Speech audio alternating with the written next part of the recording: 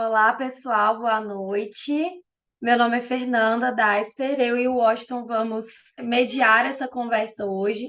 Vou explicar, agradecer primeiro a presença de quem está aqui no Zoom, nessa roda, né, nesse debate ativo, e também quem está assistindo pelo YouTube ou quem vai assistir depois. Vou explicar um pouco como funciona a dinâmica das rodas de conversa e explicar também em que contexto a gente está fazendo essa roda, né? A roda de conversa ela é uma iniciativa do ONDAS, Observatório Nacional dos Direitos Humanos à Água e ao Saneamento. E, por exemplo, mês passado a gente fez sobre saneamento indígena. E nesse mês, né, para entrar na programação do circuito urbano, a gente trouxe um tema que a gente já queria trazer, que era saneamento nos espaços públicos. O Ondas ele tem um grupo, né, de estudos sobre isso, como eu falei, o Gustavo faz parte, o Washington, a Maiara que está aqui também. Nós temos o Centro de Estudos em Saneamento Além do Domicílio, que a gente debate quinzenalmente sobre esses assuntos, sobre o saneamento no espaço público, principalmente, né, tem sido o nosso foco. E nós reconhecemos o saneamento no espaço público como um direito, e quando eu falo saneamento no espaço público, eu estou falando de banheiros e bebedouros públicos para populações que estão na rua, né? Seja quem está trabalhando, como a Carol que está aqui, que trabalha na rua, pessoas que estão em situação de rua, dormem nas ruas, pessoas que estão em trânsito, né? Indo de um lugar para o outro. Então, a gente precisa desses serviços e a gente reconhece, não só a gente, né, a Organização das Nações Unidas, a ONU também reconhece como um direito humano o acesso a esses serviços. Então, é nesse contexto que a gente traz esse debate. É, eu queria agradecer especialmente Carol, que está aqui, que eu perturbei o pessoal do MUCA para vir. Depois ela se apresenta também, o Movimento Unido dos Camelôs. Estou vendo que tem a Sueli, do Movimento Pop Rua, que está aqui também. E todo mundo, né, que está aqui, o Jordan, que é da Secretaria Especial de Direitos Humanos lá da Prefeitura de Juiz de Fora, que eu também dei uma perturbada neles, que eu acho que é importante ouvir o lado do poder público e também ouvir o lado dos usuários desses serviços. E agradecer, sem dúvida, o Ondas por essa iniciativa, o ONU Habitat, né, o programa ONU Habitat e a realização do Outubro Urbano, e o Washington, meu parceiro aí, que está mediando comigo. Então, vou passar a palavra para o Washington. E eu falei que ia explicar a dinâmica e esqueci, né? Mas basicamente é o seguinte: a gente vai fazer perguntas para gerar debates, né, aqui entre nós, e é super livre e aberto, a gente só pede para levantar a mão para a gente saber quem vai falar primeiro, né, para não ficar é, discurso trocado. E aí a gente vai, pode fazer tréplica, eu falei, alguém respondeu, quero falar de novo, é só levantar a mão e a gente vai mediando essa conversa. Washington, tá com você. Então, boa noite a todos, todas. Então, eu e Fernanda aqui, dá para ver na descrição, né? Somos do programa Saneamento, Meio Ambiente e Recursos Hídricos da UFMG. E eu sou recém-chegado no Ondas. A Fernanda tem mais um tempinho.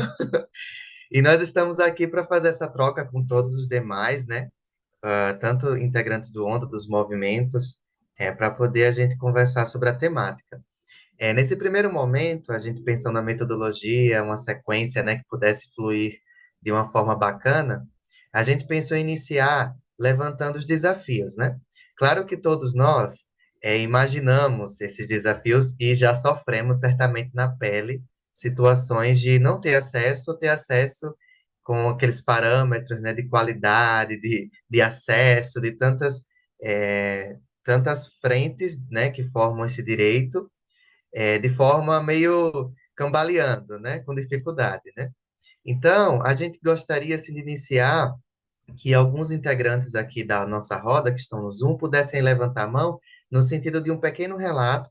Pensamos de 3 a 5 minutos, né, para poder dar tempo de bastante participação é, falando assim dessa dificuldade que vocês encontram, né? Seja a pessoa específica assim em situação de rua, seja o camelô, seja alguém que trabalha na rua em outras frentes, seja nós enquanto turistas, né, em alguns locais, seja enquanto moradores daquela região, seja ao frequentar um centro, né, urbano, numa região metropolitana.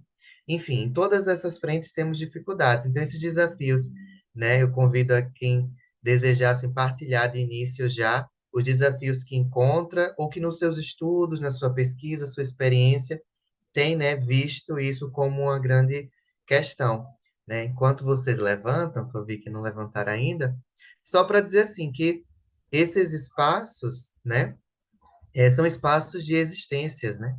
E essas existências, elas são múltiplas e têm direitos, né? Então, como eu falei, tem uma pessoa que está em situação de rua, tem a pessoa que trabalha naquela realidade e precisa desses acessos a bebedouros. Eu até estava pensando aqui, Fernanda e demais companheiros aqui, que são atravessados por outros aspectos, né? As questões climáticas, quer dizer, é um combo de questões, né, que entram, que tocam o saneamento e que as pessoas que já estão em vulnerabilidade, né, ficam ainda mais em vulnerabilidade, né? Fora as interseccionalidades, né, de raça, de gênero, a própria deficiência, né, nos colocam em situações de vulnerabilidade. Então, vou até citar, assim, Carol, Jordan, os demais companheiros que queiram fazer esse relato inicial, né? Então, a lógica agora é ouvir alguns companheiros, quatro, cinco pessoas que possam fazer esse relato, levantem aí a mão. Depois vai ter uma reflexão sobre responsabilização, quer dizer, diante disso que a gente vê, né? Que a gente já sabe que quantidade é uma questão, acesso. Depois disso, quem são os responsáveis, né? Quem a gente visualiza que talvez teria ter que ter essas motivações e transformar essa realidade, para além de nós mesmos também, né? Mas que a gente já visualiza assim de cara, com aspectos normativos, enfim, e depois pensar luzes, né? É, a gente apontar alguns caminhos. Então, eu vi aqui que a Carol levantou a mão. Carol, fica à vontade para partilhar um pouco com a gente. Então, a gente só pede mesmo esse período, né, de partilha de 3 a 5 minutos para que flua e sempre numa perspectiva de ir acrescentando, né, e modelando nossa conversa para que seja a melhor possível entre nós aqui, todos que estão acompanhando pelo YouTube. Então, Carol,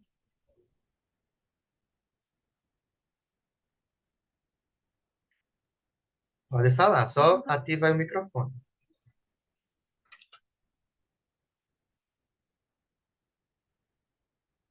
Tá. Agora foi, né?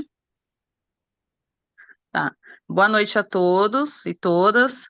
Eu sou Carol, sou coordenadora do Movimento Unido dos Camelôs do MUCA, né? Que é um movimento que faz acolhimento dos camelôs da cidade do Rio de Janeiro, do estado do Rio de Janeiro, né?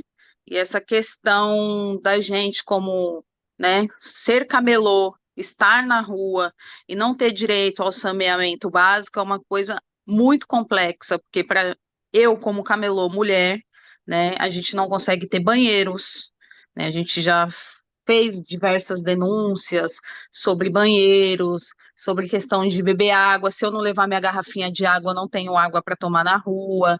Se um colega meu, um companheiro meu que trabalha vendendo água na rua, não estiver vendendo água na rua, eu não vou ter água, né? Então, eu tenho que levar de casa.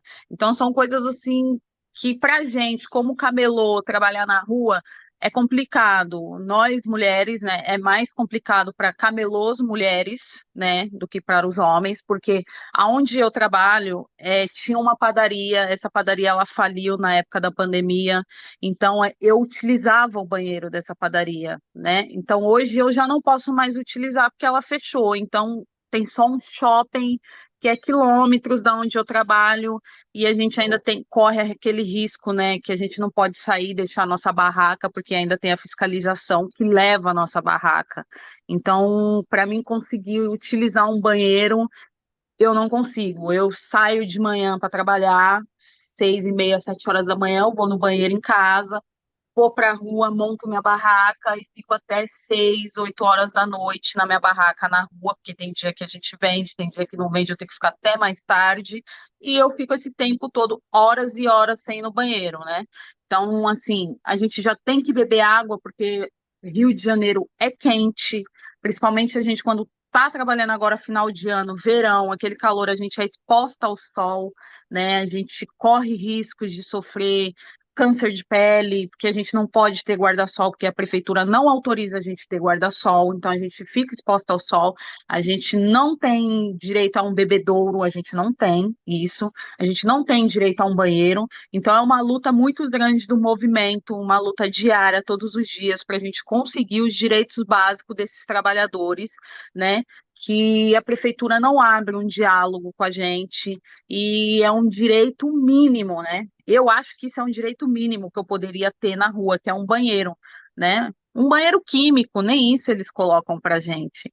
Então, tirando um pouquinho disso, eu moro dentro de uma comunidade no Rio de Janeiro também, na Providência, e já vai fazer 4 dias que a comunidade está sem água, né? Então, a Águas do Rio fechou, essas pessoas estão sem água, além de eu sofrer no trabalho, né, sem banheiro, problema de saneamento básico com água, sofro problema de saneamento básico na onde eu moro, dentro da comunidade. Então, a gente já sofre todos os dias no trabalho, sofre todos os dias para voltar para casa, porque a gente pega uma condução péssima, a gente, como todos estão vendo aí, tá acontecendo várias também guerra no Rio de Janeiro, a gente não tem direito nem de conseguir ir embora às vezes para casa, porque a passagem altíssima e eles também não dão condições para gente que é trabalhador ter os nossos direitos de voltar para casa, de trabalhar, de ter os nossos direitos. Então é complicado, gente. Era só isso que eu queria falar, tá? Mas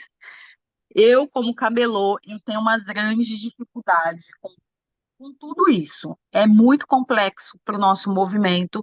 A gente está na luta todos os dias e precisamos de pessoas como vocês também para estar na luta com a gente quanto a isso, lutar para a gente conseguir. Porque um banheiro, o que que é um banheiro na rua para um trabalhador, né? Então, são coisas assim que a gente precisa, a gente necessita, né? Esses tempos atrás eu estava tomando até antibiótico porque eu estava fazendo xixi e estava ardendo. Por quê? Porque eu seguro muito para não ir no banheiro, eu passo dias sem ir no banheiro. Então, isso acaba acarretando problemas na gente que precisa trabalhar.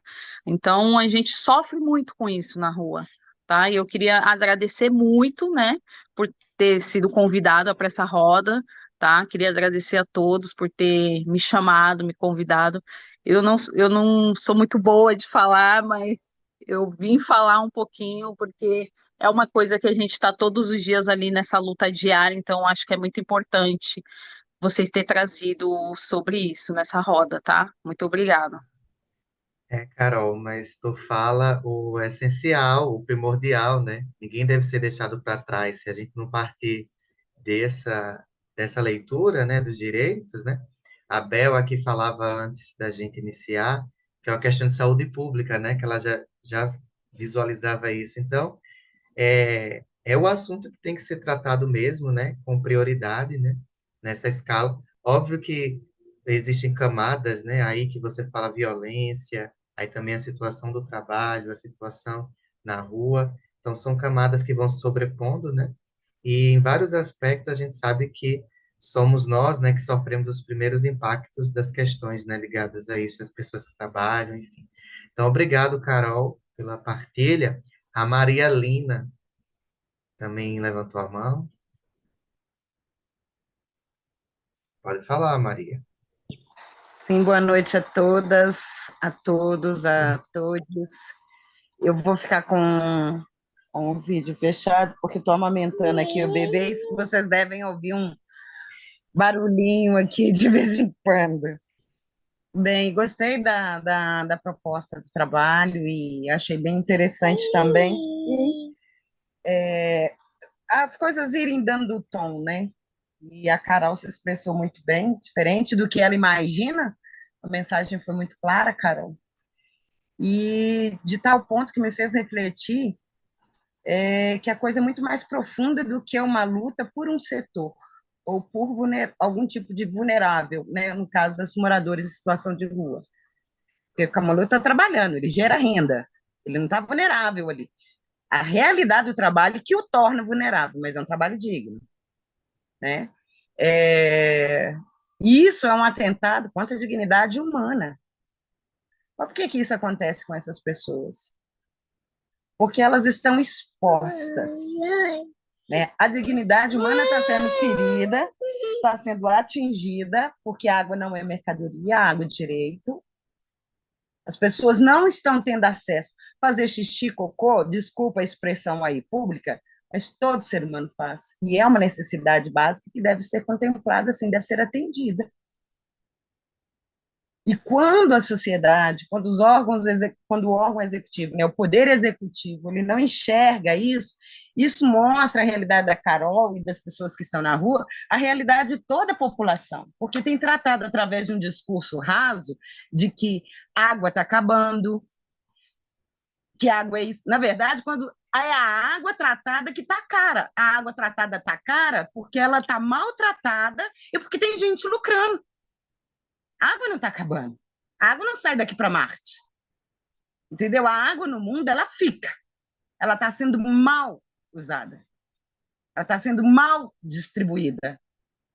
E as pessoas que precisam, tanto na sua situação, na sua realidade, como os moradores em situação de rua, como as pessoas que trabalham diretamente em espaços que não oferecem, deveriam oferecer, isso reflete a realidade da população geral, como alguém falou aí do turista. A água tem que estar acessível a todos nos espaços públicos. A mim, ao meu bebê de 1 ano, se tiver sede, a gente ir ali beber a água, e as outras pessoas terem acesso a essa água também de qualidade. Tem um lugar para nós podermos usar quando for necessário. Entendeu? Isso não é um problema. A declaração da Carol me fez ver que a coisa está mais profunda. Não é só um problema dessas pessoas. Essas pessoas que estão sofrendo mais, porque elas estão na ponta.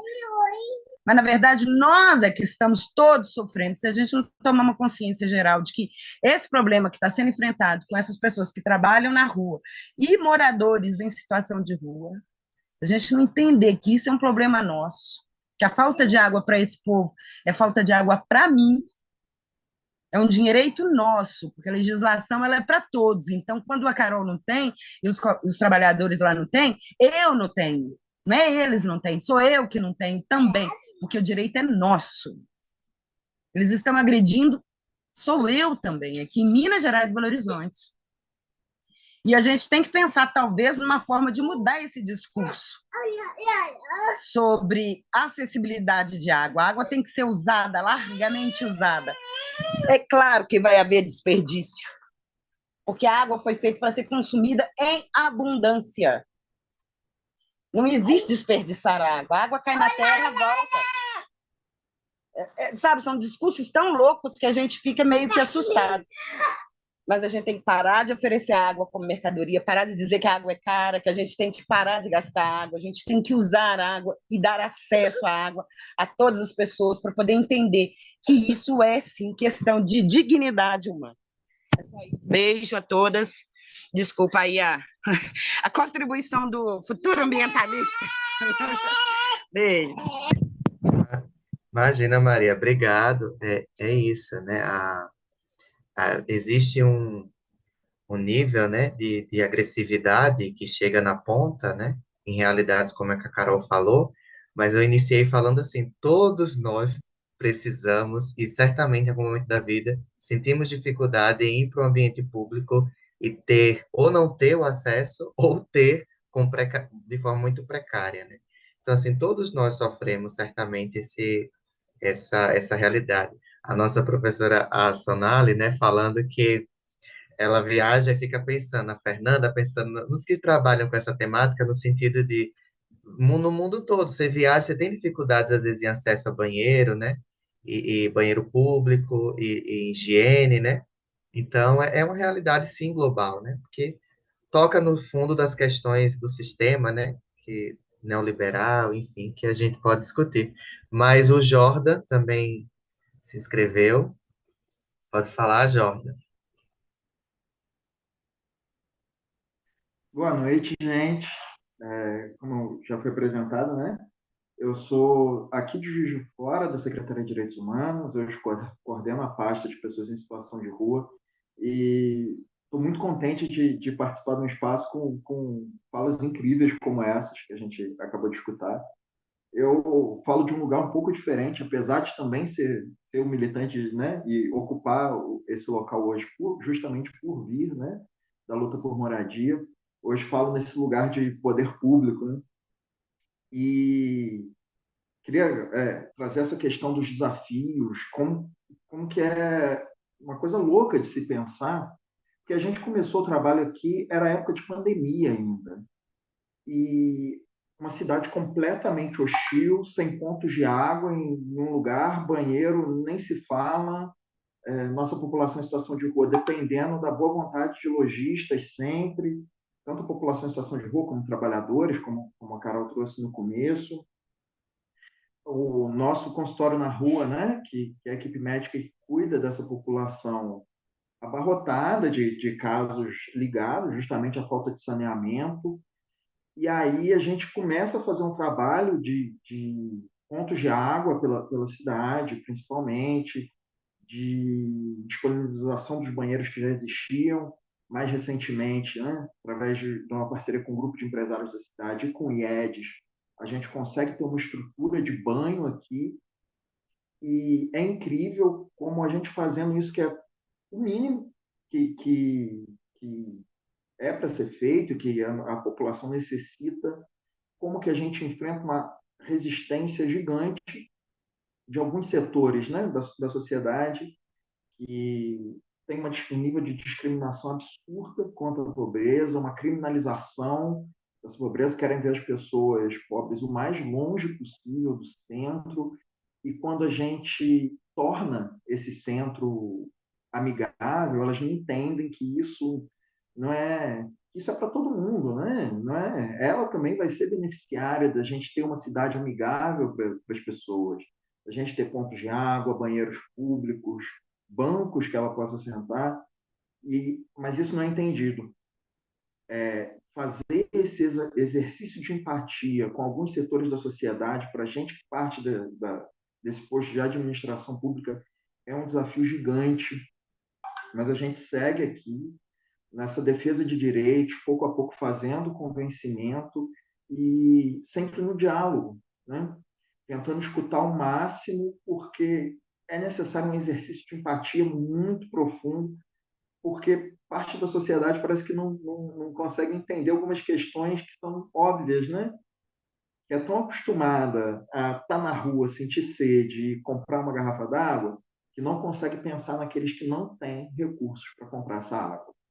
Então, acredito que para a gente esse exercício de empatia é uma constante na nossa luta, e basicamente em Juiz de Fora essa é a nossa situação hoje.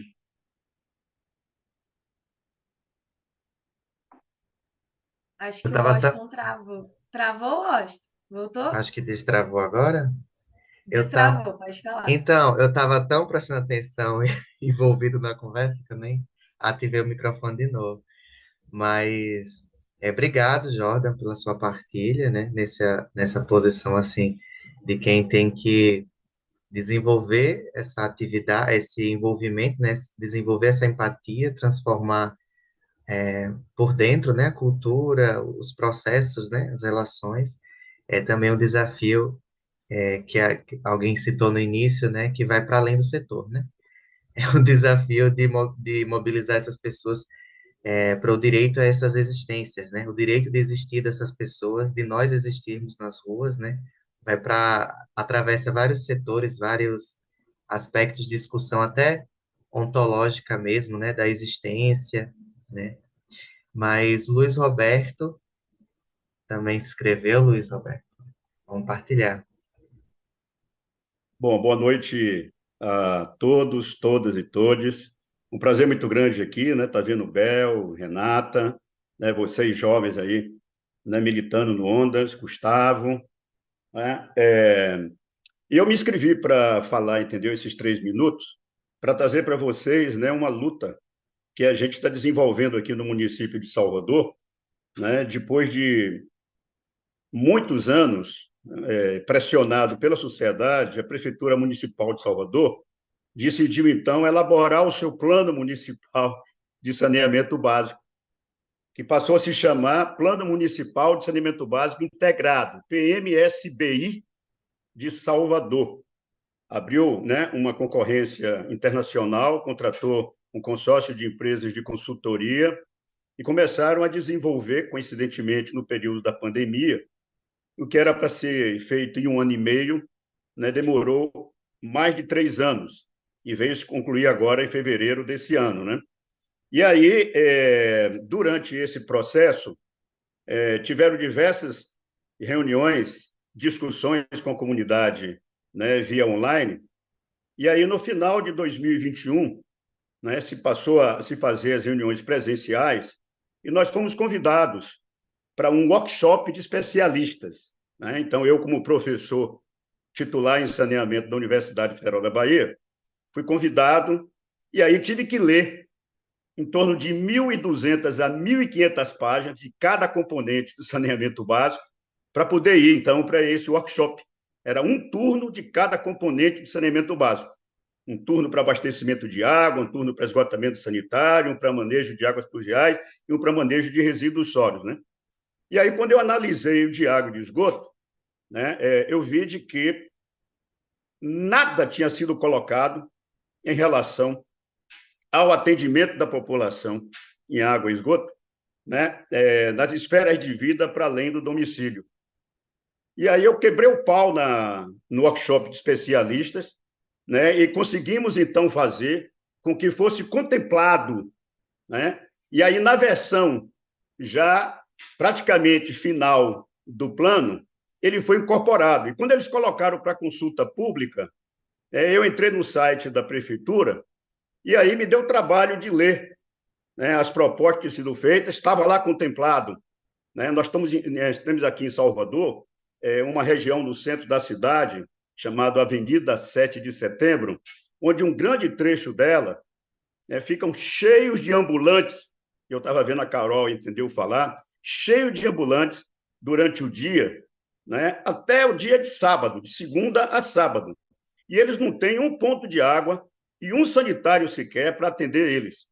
Eu faço a feira da minha casa todo sábado de manhã, numa feira livre, já há algum tempo. E os feirantes não têm um ponto de água e um sanitário para cagar, para fazer cocô. Então, absurdo, pô. E aí nós, né, conseguimos que fosse incorporado. Mas, para minha grande surpresa, na hora deles incorporarem, né, e hierarquizarem temporalmente a implementação dessas soluções, o abastecimento de água e os sanitários para essa população foi jogado para a partir de 2025. Aí eu entrei num questionamento brabo com eles, né? De que por que 2025? Tinha que ser agora, a partir de 2023, porque esse direito está sendo violado. Violado. Aí resgatei, né? Para todos eles, em todos os debates, né? A luta que começou em 1977, na reunião da ONU de 77 sobre água, que a gente pautou a questão e começou a discutir a questão do direito à água e ao esgotamento sanitário, e você veja que somente 33 anos após, em 28 de julho de 2010, é que a Assembleia Geral da ONU aprovou o reconhecimento, né, da água, do acesso à água e esgotamento sanitário como direitos humanos essenciais, né? E agora nós estamos ávidos, desde fevereiro, porque esse plano ele tem que ir à Câmara de Vereadores, para a Câmara discutir, aprovar em lei. E aí o que acontece? De fevereiro até hoje, os dias de hoje, esse plano não foi ainda encaminhado à Câmara de Vereadores. E nós estamos mobilizando os feirantes, os ambulantes, a população em situação de rua, para entupir a Câmara de Vereadores, quando o plano chega lá, né, e abrir a discussão, para que a gente consiga efetivamente, né, aprovar e garantir, né, primeiro no plano, né, e de maneira imediata, o início da implementação, né, para essas populações, né, e finalmente o atendimento ao direito à água e ao esgotamento sanitário. E o plano não foi ainda para a Câmara de Vereadores, porque está uma discussão política muito forte entre a Prefeitura Municipal de Salvador e o governo do Estado da Bahia na questão da, né, autorização pela Prefeitura para a Companhia Estadual de Água e Esgoto, que no caso da Bahia é a nossa Embasa, né, assinar um contrato com a Prefeitura.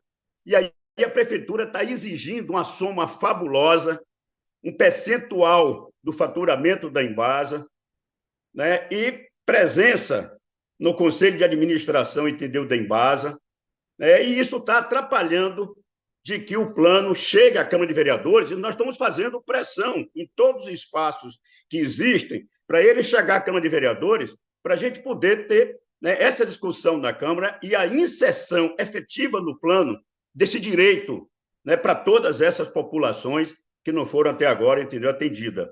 Então, eu acho de que, né, a luta ela é sempre, ela é contínua, né, e a gente tem que estar fazendo essa disputa o tempo inteiro para que a gente tenha, né, efetivado esse direito que a gente acabou conquistando depois de 33 anos, lá na resolução da ONU, mas que continua a não ser implementado na maioria das cidades, entendeu, brasileiras, né? Quase que a totalidade das cidades, né, brasileiras, né? Então, é uma luta permanente que a gente tem que